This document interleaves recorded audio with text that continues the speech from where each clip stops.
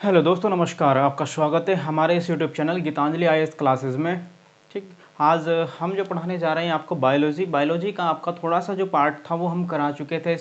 इसमें जो आपका टॉपिक चल रहा था वो चल रहा था रिप्रोडक्टिव सिस्टम्स। तो रिप्रोडक्टिव सिस्टम्स में हम आपका करा चुके थे फीमेल रिप्रोडक्टिव सिस्टम। उसकी जो बेसिक बातें थी वो भी सारी हम आपको करा चुके थे।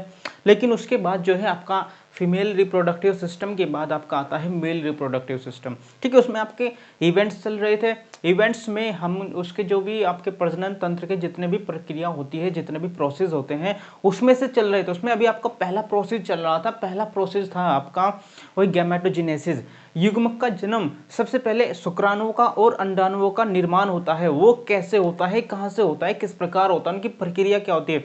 अभी पहले आपका एक ही प्रोसेस चल रहा था, वो एक प्रोसेस में हम आपका करा चुके थे उसमें। ठीक है, आपका जो गैमेटोजेनेसिस था, युग्मक का जनन। ठीक है, तो युग्मक जब बन रहे थे वे, तो युग्मक जनन में आपका दो प्रकार के थे। एक तो था फीमेल में और एक था मेल में बनता था। फीमेल में आपका अंडाणु बन रहा था और मेल में आपका शुक्राणु बन रहा था। ठीक है, तो ये हम आपका स्त्री फीमेल वाला हम आपको करा चुके थे। तो आज करेंगे हम आपका मेल वाला।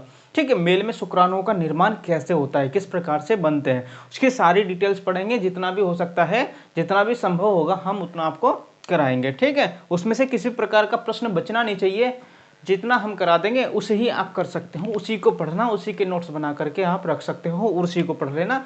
उसी से ही आपके एग्जाम में प्रश्न 100% मिलेगा।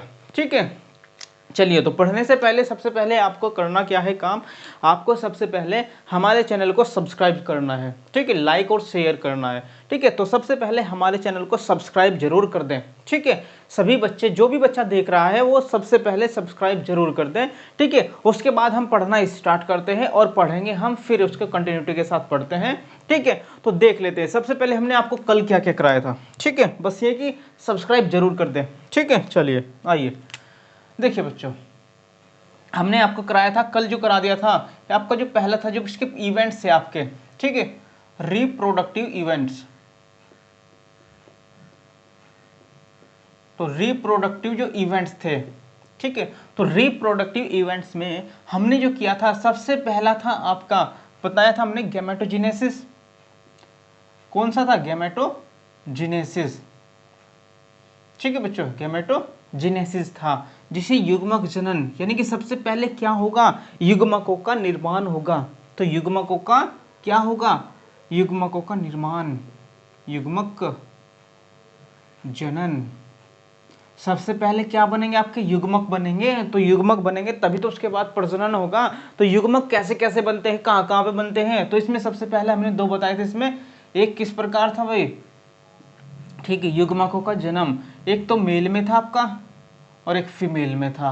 ठीक है बच्चों, मेल में और फीमेल में। मेल में हमने आपको जो बताया था, मेल में बताया था आपका कौन सा होता है? मेल में होता है आपका नर जनन तंत्र होता है, या मेल रिप्रोडक्टिव सिस्टम होता है। फीमेल में होता है आपका फीमेल रिप्रोडक्टिव सिस्टम या स्त्री जनन तंत्र। ठीक है, तो इसमें किसका निर्माण होता है? इसमें आपके शुक्राणु का निर्माण होता है। इसमें शुक्राणु बनते हैं, इसमें अंडाणु बनते हैं। ठीक है, इसमें हमने अंडाणु बताए थे, ये प्रक्रिया हमने बता दी थी। ये किस में बनते थे? अंडाशय में बनते थे, अंडाशय या ओवरी में बनते थे। ठीक है, और ये किस में बनते हैं आपके? ठीक है, ये टेस्टिस होती है, वृषण। ठीक है, वृषण होते हैं आपके टेस्टिस, तो वहां पर बनते हैं। ठीक है बच्चों, तो इसका निर्माण कहाँ पे होता है? वृषण में होता है, और इनका निर्माण होता है अंडाशय में होता है। जब ये दोनों मिलते हैं उसके बाद ही क्या होता है? प्रजनन की प्रक्रिया होती है। इन दोनों के मिलने से ही क्या होती है? प्रजनन की प्रक्रिया। तो हम कल आपको पढ़ चुके थे, फीमेल वाला जो है पूरा पढ़ चुके थे, किस प्रकार से हमारे फीमेल्स के अंदर अंडाणुओं का निर्माण होता है, किस प्रकार से क्या क्या प्रोसेस होता है, कैसे कैसे भाग से गुजरते हैं, तो किस प्रकार होता है, कैसी कैसी प्रक्रियाएं होती हैं, हम सब आपको क्लियर करा चुके हैं। जिसने ना देखा हो वो कल की जो इससे पहली वीडियो है उसको देख सकता है जाकर के, उसमें आपको सब क्लियर हो जाएगा कि ये कैसे कैसे निर्माण होता है। क्योंकि कल हम क्या है, इसी पूरे चैप्टर को करा दिया था, इसी टॉपिक को हमने कराया था। तो आज हम कराएंगे आपको, नेक्स्ट टॉपिक होगा आपका, वो ये होगा मेल रिप्रोडक्टिव सिस्टम। ठीक है, क्या होगा? Male reproductive system. तो इतना हम ये करा चुके थे इसके पहले, तो आज देख लेते हैं हम मेल रिप्रोडक्टिव सिस्टम। ठीक है बच्चों, देखिए यहाँ पे हम करेंगे मेल रिप्रोडक्टिव सिस्टम, इसी में ही होगा। कौन सा था भाई ये, इसी इवेंट्स के अंदर गैमेटोजेनेसिस के अंदर दूसरा पार्ट आपका होगा। कौन सा था, दूसरा जो बनता है आपका, इसे कहते हैं मेल रिप्रोडक्टिव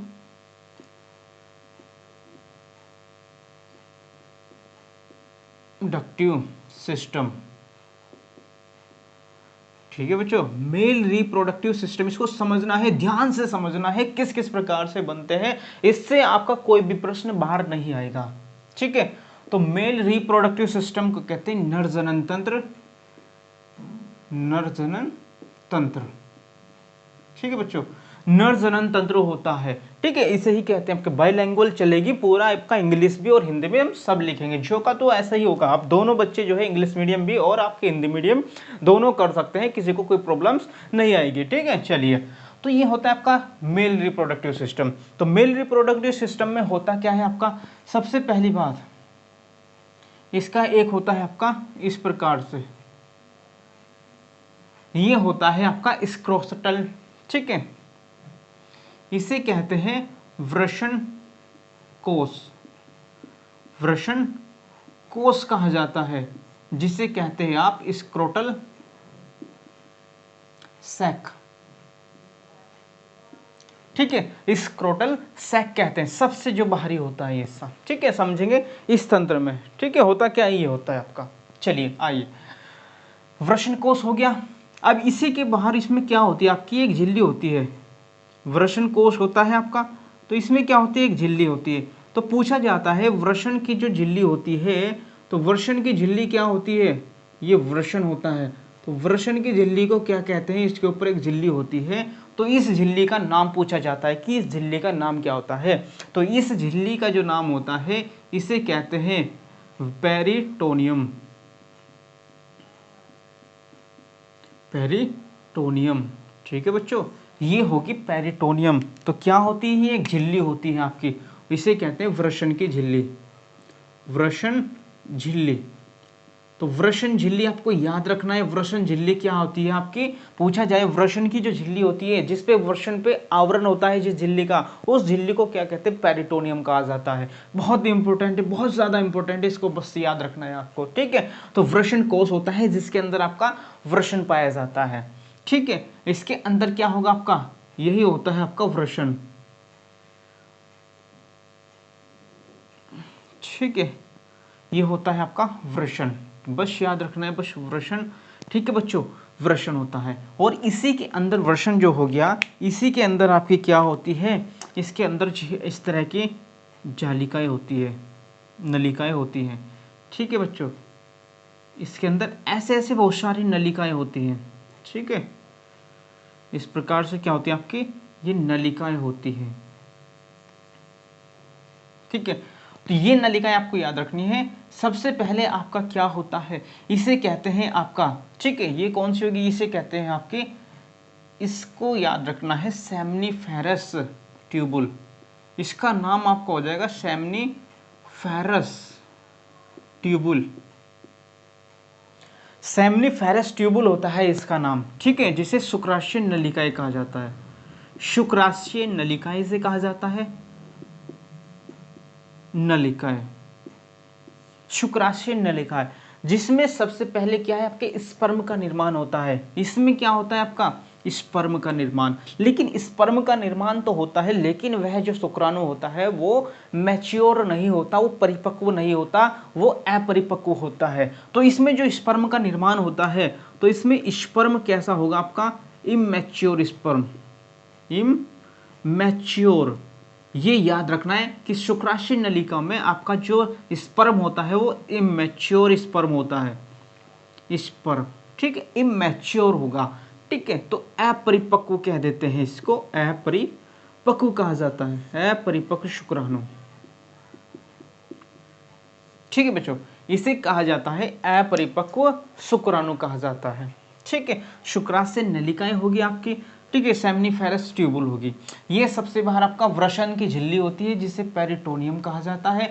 वृषण की झिल्ली बहुत पूछा जाता है एग्जाम में, क्या कहा जाता है, इसके अंदर आपका वृषण कोष होता है, स्क्रोटल सैक कहते हैं। ठीक है, स्क्रोटल सैक ये कहा जाता है आपका, ये उदर गुहा से बाहर क्यों होता है, उदर गुहा से बाहर क्यों होता है, ये पूछा जाता है। आपका जो वृषण कोष होता है ये उदर गुहा से बाहर क्यों होता है, इसका कारण होता है क्योंकि इसे कम टेम्परेचर की जरूरत होती है। यह कम टेम्परेचर पर रह सकता है, लेकिन हमारे शरीर का जो टेम्परेचर होता है वो ज्यादा होता है। ठीक है, तो इसे टेम्परेचर कितना चाहिए, 2 से 2.5 डिग्री सेंटीग्रेड, 2 से लेकर के 2.5 डिग्री सेंटीग्रेड तापमान की आवश्यकता होती है। इसे तापमान पर क्या है रहता है, तो कितने तापमान की आवश्यकता होती है इसे, 2 से लेकर के 2.5 डिग्री सेंटीग्रेड तापमान की आवश्यकता होती है। इसी वजह से यह आपका उदर गुहा यानी किससे, एब्डोमिन, एब्डोमिन से, ठीक है, एब्डोमिन उदर गुहा से क्या होता है, बाहर होता है। इसी कारण ये कारण पूछा जाता है कि क्यों होता है, ये आपका मनुष्य के एब्डोमिन उदर गुहा से बाहर क्यों होता है, तो वो इसीलिए होता है क्योंकि इसे कितने टेम्परेचर की जरूरत होती है, 2 से 2.5 डिग्री सेंटीग्रेड तापमान पर ही रह सकते हैं, उसी पर ही इसका निर्माण होता है। तो इसलिए इतने ही टेम्परेचर की जरूरत होती है। शरीर का टेम्परेचर ज्यादा होता है अगर शरीर के अंदर है तो उस पर नहीं बन पाएंगे। ठीक है, तो इसलिए क्या होते हैं, शरीर से बाहर होते हैं। चलिए आपका हो गया ये। इसके बाद आपकी जो आती है, इसके बाद आपका ये आ जाएगा। अब इससे क्या होता है, यहाँ पे स्पर्म का निर्माण होता है। पूछा जाता है कि स्पर्म का जो निर्माण होगा वो कौन सी में होता है, सेमनीफेरस ट्यूबुल में होता है। ठीक है, सेमनीफेरस ट्यूबुल में होता है। ये आपका क्या हो गया, वृषण होता है। ये क्या हो गया आपकी, ये पूरी है आपकी टेस्टिस, इसे कहते हैं वृषण। ये लाल कलर में है ना, ये वृषण है, वृषण टेस्टिस। ठीक है, वृषण टेस्टिस होती है आपके। ठीक है, जब यहाँ पर शुक्राणु का निर्माण हो जाता है तो अपरिपक्व शुक्राणु होता है, तो वो शुक्राणु कहाँ चला जाता है, वो शुक्राणु इस में जाता है। इसे कहते हैं एपिडाइडिमिस। इसका नाम क्या होता है, एपिडाइडिमिस। ठीक है बच्चों, इससे कहते हैं एपिडाइडिमिस, जिसे शुक्राशय जालिका, ठीक है, या शुक्र जालिका भी कहते हैं। ठीक है, शुक्र जालिका, तो एपिडाइडिमिस कहते हैं शुक्र जालिका जो होती है आपकी, तो ये होती है शुक्र जालिका। तो ये कहाँ जाते हैं, आपके जो स्पर्म होते हैं ऐसे जो यहाँ से बनेंगे, यहाँ पे इमेच्योर होते हैं, लेकिन जाते कहाँ पर जाकर के मैच्योर होंगे, वो एपिडाइडिमिस में जाएंगे, शुक्र जालिका में जाएंगे। शुक्र जालिका में जाकर के क्या हो जाते हैं, यहाँ पर ये मैच्योर हो जाते हैं। क्या होते हैं बच्चों, मैच्योर, परिपक्व हो जाते हैं। यहाँ पर जो है ये परिपक्व हो जाते हैं, तो इसमें आपके परिपक्व हो जाएंगे ये। ठीक है, जब यहाँ पर परिपक्व हो जाते हैं, ठीक है, तो इसके बाद यहाँ से जो है परिपक्व होकर के इसके बाद जो आपके जाते हैं ये कहाँ पे चले जाएंगे, इसमें मिलेंगे, इसमें परिपक्व हो जाएंगे। तो यहाँ से जो है आपकी एक नई जालिका आती है। ठीक है, एक नई जालिका आती है। ठीक है, इसे कहते हैं, ये होगी एपिडाइडिमिस हो जाती है आपकी। ठीक है, इसके बाद आपकी नई जालिका आती है जिसे कहते हैं वास डिफरेंस डक्ट। क्या कहते हैं इसको, इसका नाम होता है आपका वास डिफरेंस डक्ट। ठीक है, वास डिफरेंस डक्ट या शुक्रवाहक, इसे क्या कहा जाता है बच्चों, इसे कहा जाता है शुक्रवाहक। बहुत इंपॉर्टेंट है, याद रखना है आपका, शुक्रवाहक, इसे कहते हैं हम शुक्रवाहक। ठीक है, शुक्रवाहक कहते हैं या शुक्राशय भी कहा जाता है इसको। ठीक है, बस ये आपको याद रखना है। इसमें से आपका ये इस प्रकार से इसको अच्छी प्रकार से आपको बनाना है, इसको ध्यान से रखना है। ठीक है, बस यही है आपका। चलिए, बस इतना हुआ आपका। इसके बाद आपका जो शुक्रवाहक हुआ है, यहाँ से क्या होता है, इसमें आपका धीरे धीरे जो परिपक्व शुक्राणु है वो आएगा। लेकिन इसमें क्या चीज़ पाई जाती है, आपसे ये पूछ लेता है, तो इसमें आपका क्या चीज़ होती है, वास डिफरेंस जो डक्ट होती है, यहाँ से आपका शुक्राणु आएगा। शुक्राणु क्या है, यहाँ से परिपक्व शुक्राणु है ये आपका। तो यहाँ से परिपक्व शुक्राणु जब इसके बाद आता है, इसके बाद किसमें, वास डिफरेंस डक्ट में आएगा। तो वास डिफरेंस डक्ट में आपको क्या मिलता है, यहाँ पर होता है आपका ग्लूकोज, इसमें ग्लूकोज होता है, ग्लूकोज में से क्या होता है फ्रक्टोज, तो फ्रक्टोज होता है इसमें, तो इसमें से आपको क्या मिलता है, ग्लूकोज में फ्रक्टोज मिलता है, इसमें शुक्राणु इसमें आएगा, इसमें आने के बाद शुक्राणु के साथ क्या मिल जाता है, ये फ्रक्टोज और शुक्राणु क्या हो जाते हैं, मिल जाते हैं, स्पर्म, फ्रक्टोज और स्पर्म क्या है, ये दोनों मिल जाते हैं, फ्रक्टोज और शुक्राणु मिल जाएंगे। यहाँ पर किस में मिलते हैं, आपसे यही पूछा जाता है कि कहाँ पर आपके फ्रक्टोज और शुक्राणु मिलते हैं, तो वास डिफरेंस डक्ट में होते हैं, क्योंकि आपका ग्लूकोज और फ्रक्टोज कहाँ पाया जाता है, वो आपका पाया जाता है वास डिफरेंस डक्ट। ठीक है, आपने सुना होगा, देखो बहुत ही महत्वपूर्ण पॉइंट है कि आपने सुना है कि पुरुष की नसबंदी हो जाती है, पुरुष की नसबंदी कराई जाती है और स्त्री की नसबंदी होती है। ठीक है, तो उन्हें क्या कहते हैं, वो क्यों होती है, तो पुरुष की नसबंदी को क्या कहते हैं, बस ये आपको याद है, उसमें कन्फ्यूजन बच्चों को रहता है, लेकिन यही से ही आपको बता दिया जाएगा वो किस लिए होता है, इसका नाम क्या है, वास डिफरेंस डक्ट। तो इसी डक्ट को क्या कर देते हैं, काट दिया जाता है, ऐसे इस डक्ट को ऐसे काट दिया जाता है, अगर पुरुष की नसबंदी होती है तो इस डक्ट को काट दिया जाएगा, जिससे उसमें शुक्राणु नहीं आ पाते। ठीक है, शुक्राणु नहीं आ पाएंगे उसमें, तो इससे काट दिया जाएगा तो शुक्राणु नहीं आ पाते, इसी वजह से क्या होते हैं, उसी को नसबंदी कहा जाता है। तो उस नसबंदी का नाम क्या होता है, इसमें इसी के नाम से वास है ना, वास, तो वास के नाम पे ही वैसेक्टोमी कहते हैं उसको, वैसेक्टोमी। ठीक है, वैसेक्टोमी कहा जाता है नसबंदी को। ठीक, इसको नसबंदी पूछा जाए, पुरुष की जो नसबंदी होती है, पुरुष की जो नसबंदी है, पुरुष नसबंदी को क्या कहते हैं, वैसेक्टोमी कहते हैं, वैसेक्टोमी। वो किसके आधार पे कहते हैं, वास, तो वास डिफरेंस डक्ट, वास से ही क्या बनता है, वैसेक्टोमी। लेकिन आपसे पूछा जाए कि जो आपकी क्या होती है, स्त्री, स्त्री की नसबंदी होती है, स्त्री नसबंदी, तो उसको क्या कहते हैं, स्त्री की नसबंदी को क्या कहते हैं, इसको तो वैसेक्टोमी, लेकिन उसमें क्या होती है, आपकी फैलोपियन ट्यूब थी ऐसे। ठीक है, ऐसे क्या थी, फैलोपियन ट्यूब थी, ये क्या थी, फैलोपियन, इसी फैलोपियन ट्यूब को क्या है, काट दिया जाता है, तो फैलोपियन ट्यूब को काट दिया जाता है, ट्यूब, फैलोपियन ट्यूब, तो ट्यूब से ही क्या बनता है आपका, ट्यूबैक्टोमी, ट्यूबैक्टोमी, क्योंकि स्त्री में ट्यूब पाई जाती है तो उसी ट्यूब को काट दिया जाता है, तो उसकी नसबंदी को ट्यूबैक्टोमी कहते हैं। इसमें वास डिफरेंस डक्ट को काट दिया जाता है, तो वास से ही क्या बनता है, वैसेक्टोमी बन जाता है, तो इसी को नसबंदी को कहते हैं वैसेक्टोमी, स्त्री की नसबंदी को कहते हैं ट्यूबैक्टोमी।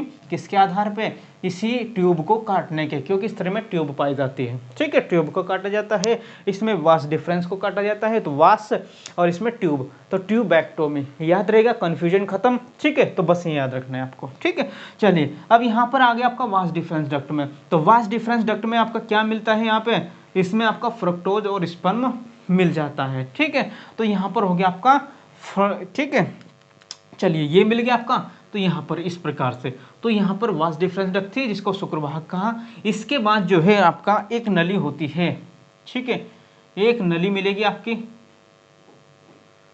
ठीक है, एक जो होती है ये होगी आपकी दूसरी नली, इसकी एक नली होगी, इस नली को क्या कहते हैं, बस इसका याद रखना। तो जो ये वाली आपकी नली होती है इससे कहते हैं सेमिनियल वेसाइकल, सेमिनल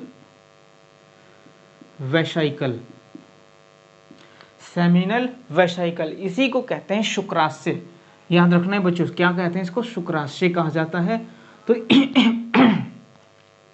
इसी को शुक्राशय कहा जाता है। जैसे ही आपका शुक्राणु और फ्रक्टोज इसमें से आकर के इसके अंदर प्रवेश करते हैं तो ये होता है शुक्राशय, शुक्राशय में प्रवेश करता है, सेमिनल वेसाइकल में प्रवेश करता है। तो इसमें एक चीज होती है आपकी प्रोस्टेट ग्रंथि, इसमें क्या पाई जाती है, इसके अंदर होती है एक आपकी पोरुस ग्रंथि, जिसका नाम है, क्या नाम है, पोरुस ग्रंथि, पोरुस ग्रंथि या प्रोस्टेट ग्लैंड्स कहते हैं उसको। बहुत पूछा जाता है कि प्रोस्टेट ग्लैंड कहाँ पाई जाती है, आपके शुक्राशय में, प्रोस्टेट ग्लैंड, प्रोस्टेट ग्लैंड, तो प्रोस्टेट जो ग्लैंड है आपकी वो कहाँ पाई जाती है, आपके शुक्राशय में, कहाँ पे, सेमिनल वेसाइकल में। इसमें से क्या बनता है, किस चीज का निर्माण होता है, तो इसमें आपका क्या बनता है, पोरुस ग्रंथि में बनता है सिट्रिक एसिड, सिट्रिक एसिड, तो इसमें बनता है आपका सिट्रिक एसिड। ठीक है, तो इस ग्रंथि में क्या है, सिट्रिक एसिड बना, ऊपर से क्या है फ्रक्टोज स्पर्म दोनों आए, और तीसरा क्या मिल जाएगा, सिट्रिक एसिड। तो इसमें जाकर के आपका क्या बनता है, ये यहां से यहां तक क्या बन जाता है, इसमें इस पूछा जाता है कि शुक्राशय के अंतर्गत स्पर्म के साथ साथ क्या क्या होता है, तीन चीज होती है। देखो, स्पर्म हुआ प्लस आपका फ्रक्टोज प्लस आपका सिट्रिक एसिड। तो सिट्रिक एसिड, ये तीन चीज आपकी क्या हो जाती हैं, आपके जो स्पर्म है इसके साथ मिल जाती हैं, दो चीजें, तो ये तीन चीज बन के क्या बना लेती है, आपका सीमेन जिसे कहते हैं। तो इसे ही कहते हैं आपका क्या कहा जाता है, सीमन, सीमेन कहते हैं जिसको, सीमेन, इसे वीर्य कहा जाता है।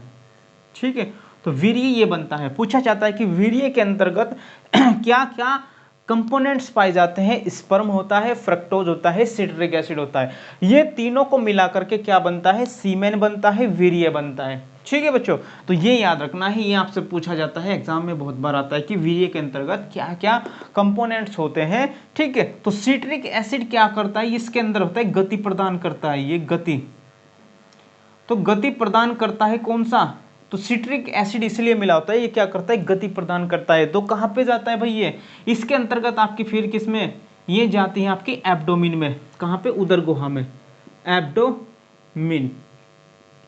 तो इसके बाद उदर गुहा में चली जाती है, उदर गुहा में जाता है, उदर गुहा में। ठीक है, फिर उदर गुहा के बाद कहा है आपका मूत्र मार्ग में चले जाता है। ठीक है, कहां पे, मूत्र मार्ग,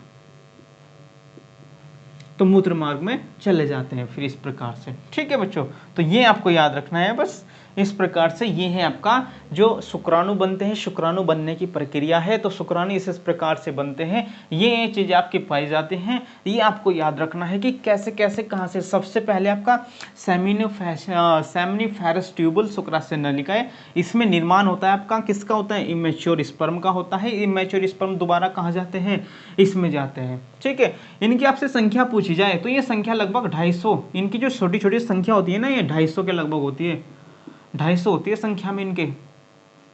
ठीक है, छोटी छोटी जो शुक्राशय नलिकाएं होती हैं, शुक्र जालिका, ये कितनी होती हैं, छोटी छोटी होती है, ये आपकी कितनी, ये लगभग 250 के बराबर होती है, 250 में होती है। ठीक है, तो याद रहेगा। इसके बाद क्या होता है, जब स्पर्म यहाँ पे आता है तो यहाँ पे परिपक्व हो जाता है, मैच्योर हो जाता है। इसके बाद आपका जाता है वास डिफरेंस डक्ट में, तो यहाँ से आपको फ्रक्टोज मिल जाता है, फ्रक्टोज और शुक्राणु मिल गए। फिर इसके बाद जाते हैं शुक्राशय में, शुक्राशय में आपको सिट्रिक एसिड मिल जाता है, पोरस ग्रंथि से निकलता है, वो तीनों मिलकर के क्या बना लेते हैं, सीमेन का निर्माण हो जाता है। तो सीमेन बन जाता है आपका वीर्य। ठीक है, वीर्य फिर कहाँ जाता है, इसके बाद एब्डोमिन, उदर गुहा, पेट में चला जाता है, फिर वहां से उदर गुहा से क्या है, मूत्र मार्ग के द्वारा आ जाता है। तो ऐसे ही ये प्रक्रिया है आपकी। ठीक है, ये प्रक्रिया होती है किसकी, मेल रिप्रोडक्टिव सिस्टम की। ठीक है, चलिए इसमें आपका होता क्या है, अब इसमें थोड़ा सा समझ लेंगे, इसके फैक्ट ही आपको याद रखने हैं बस। ठीक है, तो मैं इसको जो है मिटा देता हूं। अब जिसको इसका स्क्रीनशॉट लेकर के फोटो बनाना है तो फोटो बना सकता है, लिखना है जो लिख सकता है। ठीक है, मैं इसको मिटाने जा रहा हूं। ठीक है, चलिए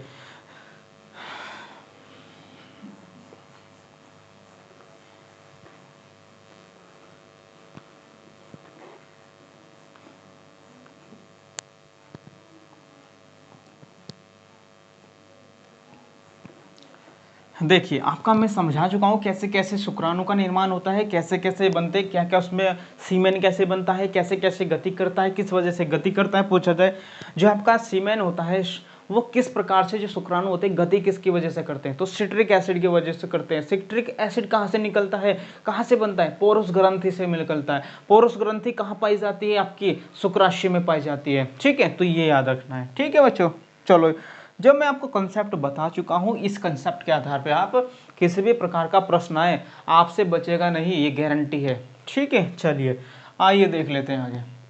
अब आपसे कहा जाए आपका ये वृषण होती है। ठीक है, वृषण के बारे में थोड़ा सा समझ लेते हैं। तो वृषण, वृषण, तो वृषण में क्या है आपका, देखिए बच्चों, वृषण आपसे पूछा जाए ये कहाँ पे होता है आपका, उदर गुहा से बाहर। इसकी कुछ विशेषता होती है, उदर गुहा से क्या होता है, बाहर होता है, बाहर होता है। और इसमें टेम्परेचर कितने की जरूरत होती है, क्यों होता है बाहर, क्योंकि इसको 2 से लेकर के 2.5 डिग्री टेम्परेचर पे, डिग्री सेंटीग्रेड टेम्परेचर पे क्या होता है, तापमान पर रहता है। ठीक है, तो इसलिए उदर गुहा से बाहर होता है। जो इनका जो वर्षण का आपका क्या होती है, टेस्टिस का जो साइज होता है लंबाई, तो लंबाई का साइज देखा जाए इसका 4 से 5 सेंटीमीटर, 4 से 5 सेंटीमीटर। चौड़ाई पूछी जाए इसकी, चौड़ाई के आधार पे कितना होता है, 2 से 3 सेंटीमीटर होते हैं बच्चों। ठीक है, ये याद आपको रखना है। ठीक है, तो वृषण में टेस्टिस होती है। अब इसमें क्या है, शुक्र जनन जालिका होती है। क्या होती है, शुक्र जनन नलिकाएं। तो शुक्र जनन नलिकाएं दो प्रकार की होती है। शुक्र जनन नलिकाएं, नलिकाएं जो मैं बता चुका हूं आपको, एपिडाइडिमिस थी वो थी। ठीक है, तो इसमें शुक्र जनन जो नलिकाएं होती हैं उन्हें दो भागों में बांटा जाता है।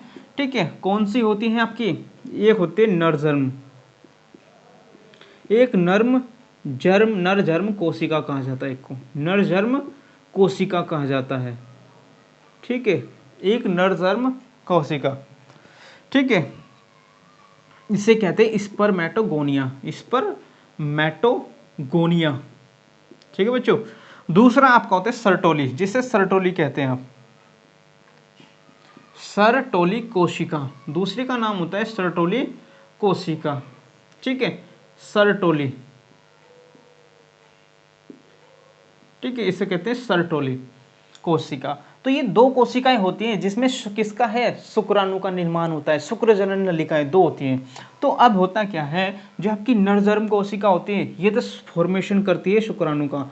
तो फॉर्मेशन ऑफ किसका, स्पर्म। तो स्पर्म का क्या करती है, फॉर्मेशन करती है, शुक्राणु का निर्माण करती है। लेकिन ये वाली कोशिका क्या करती है, ये वाली उसे पोषण देने का काम करती है।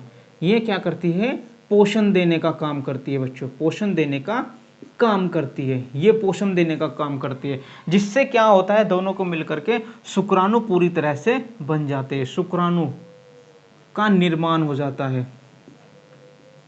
दोनों से क्या होता है, शुक्राणु का निर्माण हो जाता है। ठीक है बच्चों, तो ये होता है शुक्राणु का निर्माण हो जाता है। ठीक है, और इसी में क्या होता है आपको पता हो, जो ये आपकी होती है वृषण के अंतर्गत एक जालिका होती है जिसे लीडिंग कोशिका कहते हैं। क्या कहते हैं, इसके अंदर ही टेस्टिस के अंदर, यानी कि टेस्टिस या वृषण के अंदर क्या होता है, इसके अंदर एक लीडिंग कोशिका होती है। क्या होती है, लीडिंग कोशिका। तो लीडिंग कोशिका क्या करती है, लीडिंग कोशिका होती है, यह लीडिंग कोशिका हार्मोन्स का निर्माण करती है, हार्मोन्स का निर्माण। ठीक है, हार्मोन्स का निर्माण करती है। तो पुरुष में पूछा जाए कि जो मेल होते हैं, पुरुष में कौन कौन से हार्मोन्स निकलते हैं, तो हार्मोन्स होते हैं, पुरुष हार्मोन्स कहा जाता है, दो हार्मोन्स से आपके कौन कौन से हैं, एक तो टेस्टोस्टेरोन। अच्छा, टेस्टोस्टेरोन किससे पता चले कि भाई टेस्टोस्टेरोन पूछा जाए कि फीमेल का हार्मोन से या मेल्स का है, टेस्टिज, आपको टेस्टिज है, टेस्टिज से क्या बनेगा, टेस्टोस्टेरोन। याद रहेगा, कभी दिक्कत नहीं आएगी। चलो, दूसरा होता है एंड्रोजन। एंड्रोजन, तो ये हार्मोन्स, ये दो हार्मोन्स निकलते हैं आपके लीडिंग कोशिका से। टेस्टिज क्या कही जाती है, एक प्रकार की ग्रंथि कहते हैं इसको। क्या कहते हैं, ग्रंथि। तो इससे कौन से हार्मोन्स निकलते हैं ग्रंथि से, टेस्टिज, वृषण ग्रंथि। तो इससे टेस्टोस्टेरोन, एंड्रोजन, दो हार्मोन्स निकलते हैं जो पुरुषों के अंतर्गत क्या करते हैं, पुरुष के लक्षण लाते हैं। ये दहाड़ियां होती है ना, दहाड़ियां निकल रही हैं, तो ये दहाड़ी भी इनकी वजह से ही आती है बच्चों। ठीक है, तो इस प्रकार से जो हमारा तारत्व होता है, पिच होती है गले में बोलने की, वो कम किसकी वजह से होती है, इनकी वजह से होती है। ठीक है, जितने भी हमारे अंदर पुरुषों के लक्षण होते हैं वो सब इन दोनों हार्मोन्स की वजह से होते हैं। ठीक है, तो पुरुष हार्मोन्स के नाम से इन्हें जाना जाता है, दोनों को, इन्हें कहते हैं आप पुरुष हार्मोन्स, पुरुष हार्मोन। तो यही पूछ लेता है कि पुरुष हार्मोन्स कौन से हैं, स्त्री हार्मोन्स कौन से हैं। ठीक है, बस ये आपको याद रखना है, पुरुष हार्मोन्स हो जाते हैं और स्त्री हार्मोन्स आपके प्रोजेस्टेरॉन और एस्ट्रोजन। कौन से थे, प्रोजेस्टेरॉन और एस्ट्रोजन। तो ये थे आपके कौन से, ये स्त्री हार्मोन्स थे, प्रोजेस्टेरॉन, एस्ट्रोजन। पता चल जाएगा। चलो, टेस्टोस्टेरोन और एंड्रोजन ये कौन से आपके पुरुष हार्मोन्स। ठीक है, चलिए, तो ये थे आपके हार्मोन्स हो गए। तो हार्मोन्स ऐसे थे। चलिए, हो जाएगा, इतना क्लियर है। चलो, तो फिर अब इसके बाद हम समझ लेते हैं इसके कुछ फैक्ट हैं। ठीक है, इसमें ऐसा कुछ नहीं है, बस आपको और तो सब हम बता ही चुके हैं, यही था इसमें। चलिए अब इसमें देख लेते हैं आप कि आपका ये पूरा का जो वर्षन हमने मेल रिप्रोडक्टिव सिस्टम पूरा समझा दिया आपको, फीमेल रिप्रोडक्टिव सिस्टम पूरा समझा दिया, और इसके बाद आपका बनता है, ये था आपका पहला जो इवेंट्स था, कौन सा, गैमेटोजेनेसिस। ठीक है, तो ये था आपका पहला इवेंट। तो पहला इवेंट आपका पूरा हो चुका है। दूसरा आपका बचता है इंसेमिनेशन। ठीक है, इंसेमिनेशन। अब दूसरा आएगा आपका, जो इवेंट्स चल रहे थे आपके, तो दूसरा आएगा इंसेमिनेशन चलेगा। इंसेमिनेशन में क्या होता है, इंसेमिनेशन जिसे वीर्यसेचन, वीर्यसेचन भी कहते हैं बच्चों। तो वीर्यसेचन या इंसेमिनेशन। ठीक है, तो युग्मक बन गए, अंडाणु बन गए, शुक्राणु बन गए। अब दोनों का क्या होगा, एक दूसरे के पास जाएंगे। ठीक है, अब क्या जाएंगे, दोनों एक दूसरे के पास जाते हैं। ठीक है, तो एक दूसरे के पास जाएंगे, तो एक दूसरे के जब पास जाएंगे ये, तो इसी को कहते हैं हमने, ठीक है, वीर्यसेचन। तो इसे कहते हैं स्त्री जनन पथ में। इस प्रोसेस में क्या होता है, स्त्री जनन पथ में शुक्राणु का जाना। तो शुक्राणु का जो जाना होता है स्त्री जनन पथ में, इसी प्रोसेस को कहते हैं इंसेमिनेशन। ठीक है भाई, ठीक है भाई, ये थी फैलोपियन ट्यूब। ठीक है, तो यहां है आपका क्या है, ये है आपका अंडाणु, तो शुक्राणु। तो शुक्राणु आएगा, शुक्राणु ऐसे जाएगा, तो शुक्राणु का प्रवेश करना यहाँ पे अंडाणु और शुक्राणु का प्रवेश। तब तक मिले नहीं है, मिलना नहीं है अभी तक, अभी क्या है, सिर्फ इसमें प्रवेश करना हो। ठीक है, प्रवेश किया, लेकिन अभी क्या है, दूर दूर है। ठीक है, अंडाणु और शुक्राणु क्या है, भी दूर हैं, जब तक दूर रहेंगे, लेकिन क्या है, शुक्राणु भी कहाँ आ चुका है आपका, इसी में आ चुका है। ठीक है, आपके फैलोपियन ट्यूब में जो है शुक्राणु भी आ चुका है, लेकिन मिला नहीं है अभी। ठीक है, तो मिला नहीं है, तब तक इसे क्या कहते हैं, वीर्यसेचन। ठीक है, तो इसे ही आपका इंसेमिनेशन कहा जाता है। ठीक है, तो ये है। अब तीसरा प्रोसेस इसका बनता है, जब आ गया यहाँ पे, अब क्या होगा, इसे कहते हैं फर्टिलाइजेशन। फर्टिलाइजेशन,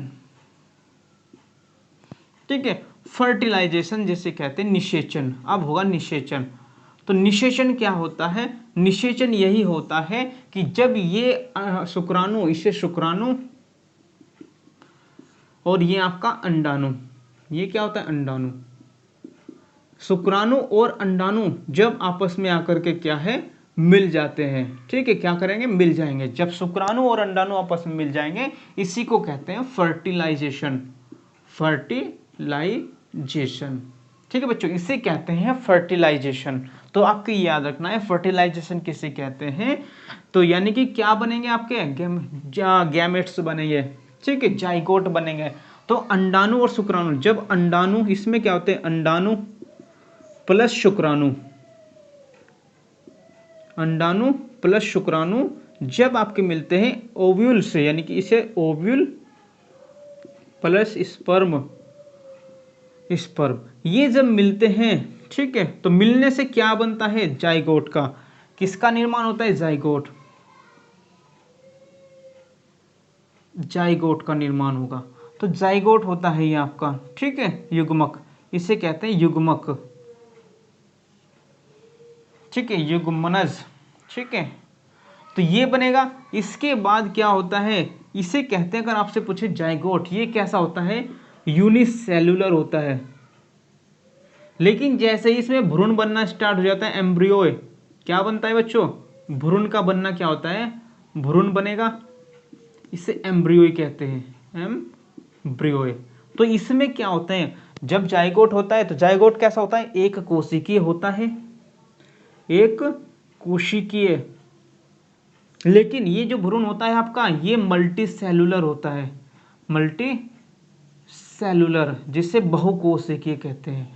तो बहुकोशिकीय, इसका मतलब क्या होता है, अब इसमें क्या हो जाता है, कोशिकाओं का निर्माण होना स्टार्ट हो जाता है। जब तक जाइगोट है तब तक कोशिका एक ही है, सिंगल। लेकिन जैसे ही ये भ्रूण बनना स्टार्ट हुआ, भ्रूण का क्या है, गर्भावस्था में, जब क्या है, ये गर्भावस्था में जाएगा, तो यहाँ पर गर्भावस्था में जाने के बाद क्या होता है, इसका यहाँ पर आपका था, ये था गर्भा, तो गर्भावस्था। तो ये जब यहाँ से यहाँ पे आ जाएगा, तो यहाँ पे गर्भ में आ जाएगा, इसको गर्भाशय कहा था हमने, गर्भाशय, तो गर्भाशय में जब आ जाता है आपका, ठीक है, यूट्रस में जब आ जाएगा तो यहाँ पर क्या होता है, ये जिसे प्रेगनेंसी कहते हैं, कि जब यहाँ पर आ जाएगा तो क्या होती है, प्रेग्नेंट हो जाती है महिला। कैसे होती है, प्रेग्नेंट। तो प्रेग्नेंट क्यों होती है, जब यहाँ पर आ जाता है भ्रूण बनना स्टार्ट हो जाता है, तो इसे ही क्या कहते हैं, इसे ही कहा जाता है आपका एम्ब्रियो, जो मल्टी सेलुलर होता है, बहुकोशिकीय होता है। ठीक है, इसके बाद क्या है आपका, इसका जैसे भ्रूण बना, तो यहाँ पे क्या होता है, इसमें ही पहले चौथा, देखिए जैसे फर्टिलाइजेशन हमने बताया, तो इसमें क्या होता है, जाइगोट यानी कि मिलेंगे, तो मिलने के बाद क्या होते हैं, फिर तभी तो यहाँ पर आते हैं। तो जब यहाँ पर आते हैं इसको कहा जाता है इम्प्लांटेशन, इम्प्लांटेशन, अंतरोपण, इसे कहते हैं अंतरोपण, अंतरोपण। ठीक है, तो इसे ही कहते हैं। अब चौथा जो प्रोसेस होता है इम्प्लांटेशन। ठीक है बच्चों, याद रखना है ये इम्प्लांटेशन, अंतरोपण। ठीक है, अंतरोपण कहा जाता है, अंतरोपण। ठीक है, तो अंतरोपण में क्या होता है, ये क्या होता है आपका, जब मिल जाते हैं, मिलने के बाद कहां पर आ जाते हैं, गर्भाशय में। तो गर्भाशय में क्या है, गर्भाशय में, ठीक है, जाइगोट का स्थिर हो जाना, स्थिर हो जाना, हो जाना, और भ्रूण का निर्माण शुरू। तो भ्रूण का जो निर्माण होता है कहां पे, इम्प्लांटेशन में, भ्रूण का बनना शुरू हो जाता है। ठीक है बच्चों, भ्रूण का बनना क्या हो जाता है, इसके बाद जो है इम्प्लांटेशन में आपका भ्रूण का बनना स्टार्ट हो जाता है, एम्ब्रोइका यानी कि कोशिकाएं बढ़ना स्टार्ट हो जाती है। यहाँ पर एक कोशिका हुई थी जब मिले, लेकिन जैसे ही यहाँ पर आई है, यहाँ पर आने के बाद क्या बन जाता है, भ्रूण बनना स्टार्ट हो जाता है। अंतरोपण होने के बाद भ्रूण बनना स्टार्ट हो जाएगा। भ्रूण बनना स्टार्ट होगा तो वो कैसे, उसकी कोशिकाएं बढ़ने लगेंगी। कोशिकाएं बढ़ेंगी किस वजह से, इसमें कौन सा विभाजन होता है कोशिका का, अर्धसूत्री विभाजन, इसे कहते हैं अर्धसूत्री विभाजन। ठीक है, पढ़ेंगे कोशिका विभाजन पढ़ेंगे जब, तो तब करा देंगे इसमें। ठीक, अर्धसूत्री विभाजन होता है मियोसिस डिवीजन, मियोसिस डिवीजन। ठीक है बच्चों, मियोसिस डिवीजन होता है किसमें, जब तक बच्चा क्या होता है, गर्भ में होता है यहाँ पर। तो इसमें कैसे कोशिकाओं का विभाजन होता है, अर्धसूत्री विभाजन होता है। इसी प्रकार से जो कोशिकाएं बढ़ती चली जाती हैं, बच्चे का निर्माण होता शुरू हो जाता है, बच्चा ग्रोथ करने लगता है। किस वजह से, कोशिका विभाजन से ही तो ग्रोथ करेगा। तो यहीं से ही आपका क्या होता है, इसमें ही गर्भाशय में ग्रोथ करना शुरू कर देता है, बच्चा बढ़ना स्टार्ट हो जाता है। और ठीक है, चलो फिर इसके बाद आपका ये हो गया 4 प्रोसेस। तो इसके बाद देख लेते हैं आपका 5वां क्या होता है। ठीक है, 5वां प्रोसेस, 4 हो गए, बच्चा भ्रूण बनना स्टार्ट हो गया। अब भ्रूण बनने के बाद कौन सी प्रक्रिया होती है ये देखना है आपका। ठीक है, देखिए भ्रूण बनने के बाद क्या होता है आपका, 5वीं जो प्रोसेस होती है, 5वीं प्रोसेस आपको याद रखनी है। भ्रूण बनने के बाद आपका होता है जेस्टेशन की प्रक्रिया। कौन सी, जेस्टेशन। तो जेस्टेशन को कहते हैं गर्भावधि। तो गर्भावधि, अब गर्भ में बच्चा है, कब तक रहेगा यहाँ पे। ठीक है बच्चों, यहाँ पर कब तक रहेगा, यहाँ से गर्भनाल बनना स्टार्ट हो जाती है। तो इसमें कितने हैं, 9 माह, यानी कि गर्भावधि कितने दिन की होती है, आपसे ये भी पूछ लेता है, 280 दिन या 9 माह। ठीक है, तो 9 माह या 280 दिन तक क्या है, बच्चा यहाँ पर रहता है भ्रूण। तो वो क्या है, बढ़ना स्टार्ट हो जाता है। तो कितने, लगभग 1.5 फीट का हो जाता है। तो बच्चा जो यहाँ पर कितना, 1.5 फीट का, तो 1.5 फीट का क्या हो जाता है, बच्चे की लेंथ हो जाती है, लंबा हो जाता है इतना। ठीक है, तो आरबीसी का निर्माण कहाँ होता है, जब तक भ्रूण में होता है, तो आपके लीवर में होता है।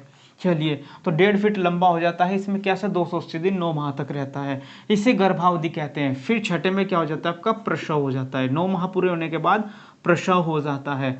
ठीक है, डिलीवरी हो जाती है। ठीक है बच्चों, डिलीवरी हो जाती है। तो डिलीवरी में क्या होता है, बच्चे का जन्म हो जाता है। तो बच्चा माता के पेट से क्या है, बाहर आ जाता है। तो बच्चे का जन्म, एक फूल सा बच्चा जो है खिल जाता है, एक फूल जैसा बच्चा क्या होगा आपका, खिल जाएगा। और ऐसे ही क्या है, बच्चे का निर्माण हो जाता है और एक जनसंख्या आपकी बढ़ जाती है धरती पर। ठीक है, तो ऐसे ही ये प्रोसेस था आपका, प्रजनन तंत्र था। ठीक है, तो ये है क्लियर। मुझे लगता होगा कि आपको सबको क्लियर भी हुआ होगा, कोई डाउट होगा भी नहीं, किसी प्रकार का डाउट बचा भी नहीं होगा। ठीक है, तो यही उम्मीद करता हूँ आपसे। आप इसको ध्यान से पढ़ेंगे, ध्यान से समझेंगे और इसको याद करेंगे। इससे बाहर किसी भी प्रकार का प्रश्न आपका नहीं आ सकता, ये गारंटी है कि अगर पढ़ोगे ध्यान से तो, नहीं पढ़ोगे तो बाहर ही बाहर आता है फिर तो। ठीक है, चलिए देखो यहाँ पे बच्चों का जन्म हो गया। तो बच्चा है जन्म हो जाता है। बस ये प्रोसेस थे आपके 6 प्रोसेस हैं, सारे 6 के 6 प्रोसेस मैंने आपको बता दिए हैं भाई, ठीक है। तो यही था बस, इससे बाहर आपका कुछ नहीं आएगा, आपको यही याद रखना है बस, ठीक है। चलिए तो आपका ये हो गया प्रजनन तंत्र, हम आपको पूरा करा चुके हैं, ठीक है। प्रजनन तंत्र में आपका कुछ नहीं बचा है किसी भी प्रकार का, जो कुछ होगा ग्रंथें वंथें वो आगे आती हैं, फिर इससे संबंधित बहुत सारे आ जाते हैं कुछ, तो वो अलग अलग चैप्टर्स में आते हैं, अलग अलग टॉपिक्स में आते हैं, तो अलग अलग टॉपिक्स में ही हम आपका ये कराएंगे, ठीक है। तो इसमें अब आपका कुछ नहीं बचा है, बस आपको क्या इसको ध्यान से पढ़ना है, और जिसको ये अच्छा लगा हो वो बच्चा इसको सब्सक्राइब करें और शेयर जरूर करें, ठीक है। सब्सक्राइब करें, शेयर करें और लाइक करें, जरूर करें जिसको अच्छा लगा हो। जिसको अच्छा ना लगा हो भाई उसकी कोई दिक्कत नहीं है, वो ना करे, ठीक है। तो लेकिन ऐसा तो हो नहीं सकता है कि भाई अच्छा ना लगे, इतना अच्छा आपको कंटेंट मिल जाए तो उसमें अच्छा ना लगे, ऐसा संभव नहीं है, ठीक है। तो सभी से यही विनती है कि आप सभी इसको सब्सक्राइब जरूर करते हैं, ठीक है। चलिए तो फिर आपको मिलते हैं, हम नेक्स्ट लेक्चर में मिलेंगे, कल मिलेंगे, ठीक है। Thank you very much.